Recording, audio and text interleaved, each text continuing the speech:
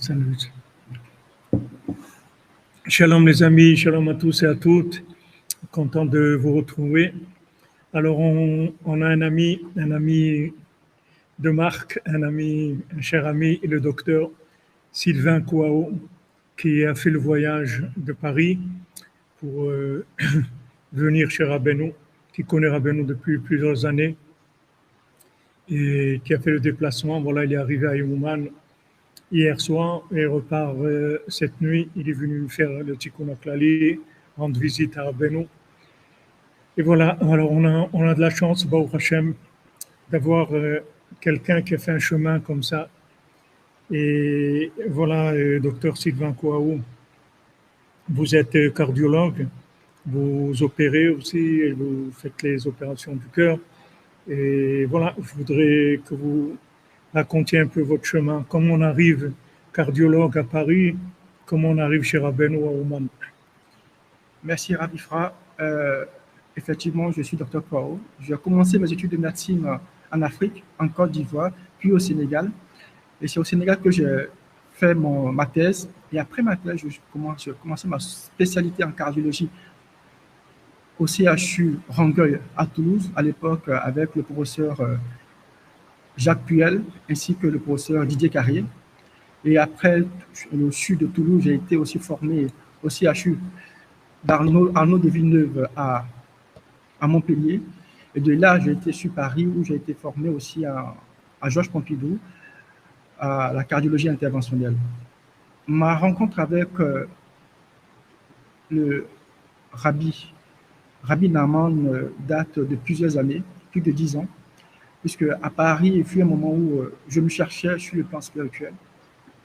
Je suis né dans une famille chrétienne, mais le fait de chercher la parole, le fait de chercher la réalité vraiment de la vie, surtout que je suis scientifique, m'a poussé à beaucoup de questionnements. Et c'est à partir de là que j'ai rencontré, dans un premier temps, le groupe Chabad à Paris. Et à partir de là, j'ai commencé à apprendre la Torah. Mais ma soif d'apprendre m'a permis aussi de rencontrer le Rav Ifra. Et à partir de là, beaucoup connaître Rabbi Naaman. Et c'est dans ce cadre de spiritualité, de connaître Dieu, qui m'a permis aujourd'hui d'être à Ouman et de dire merci à Rav Ifra. Et aussi vraiment faire un lien, être dans le sac fermé de Rabbi Naaman, comme nous l'apprend Rav Ifra. Globalement, voici pour vous expliquer Rav Ifra mon cheminement. Merveilleux. Alors, docteur Sylvain, vous avez un grand projet en Afrique et vous allez construire un hôpital pour soigner les gens pour le cœur, c'est-à-dire pour la cardiologie. C'est un projet énorme. Vous allez faire en Côte d'Ivoire, c'est ça? C'est bien ça, Rav Ifra. Nous sommes un consortium de médecins franco-ivoiriens et français, des grands amis français qui ont une grande notoriété ici en France. Et on s'est dit pourquoi ne pas apporter cette qualité de soins qu'on a aussi en Europe, en France particulièrement, en Afrique. Et l'idée est venue de la période de Covid. Parce que pendant la période de Covid, on avait beaucoup de patients qui étaient en Afrique et malheureusement qui ne pouvaient pas se faire soigner ici en Europe. Et cela a entraîné beaucoup de complications pour certains. Au vu de ce constat, on a dit pourquoi ne pas créer pas seulement un hôpital cardiologie, mais cardiologie, néphrologie, radiothérapie, en fait, donner à la Côte d'Ivoire et à la sous-région ouest africaine, Afrique centrale, le Nigeria y compris, cette base médicale, ce projet médical-là qui, par la grâce de Dieu, va apporter beaucoup à toute la sous-région ouest africaine et Afrique centrale. Et c'est pour cela, entre autres, que je suis à Ouman, pour que Rabbi Naaman nous accompagne, nous protège et nous guide dans le cadre de son projet, parce que véritablement, c'est le projet de Rabbi Naaman. Formidable, Sylvain, merci beaucoup. Alors voilà, c'est un grand projet. Rabbeinu soigne, il a dit, moi je soigne le cœur, moi je veux que vous me donniez votre cœur. Voilà, le docteur Sylvain, ils vont monter un hôpital, quelque chose d'énorme en Côte d'Ivoire, pour justement aider dans la cardiologie tous les gens qui sont malades physiquement du cœur. Et on lui souhaite beaucoup d'atzlacha, beaucoup de réussite, qu'il prenne la bénédiction de Rabbeinu pour qu'il fasse des choses merveilleuses. C'est sûr que quelqu'un qui est connecté à Rabbeinu, quand il soigne le cœur des gens physiquement, alors il les soigne aussi spirituellement, il les connecte à Dieu, il les connecte au tzadikim. Alors, docteur Sylvain, je vous remercie. D'abord, je ne vous connaissais pas physiquement, puisque c'est la première fois que je vous vois. Ça fait des années qu'on est en contact. C'est la première fois que je vous vois.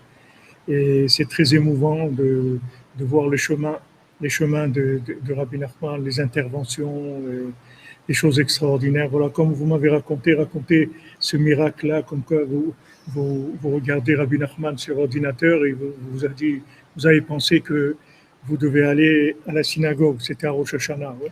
À l'époque, j'étais encore à Belfort et c'était à Rosh Hashanah. J'étais devant mon ordinateur dans mon bureau et j'avais la photo de Rabbi Nachman en face de moi. Et je réfléchissais, je méditais. Et il y a cette voix-là qui me dit, va à la choule, va à la choule. Je dis, bon, j'arrête tout. Et puisque c'était la veille de Rosh Hashanah, que soit, je devais être à la choule, je vais à la choule.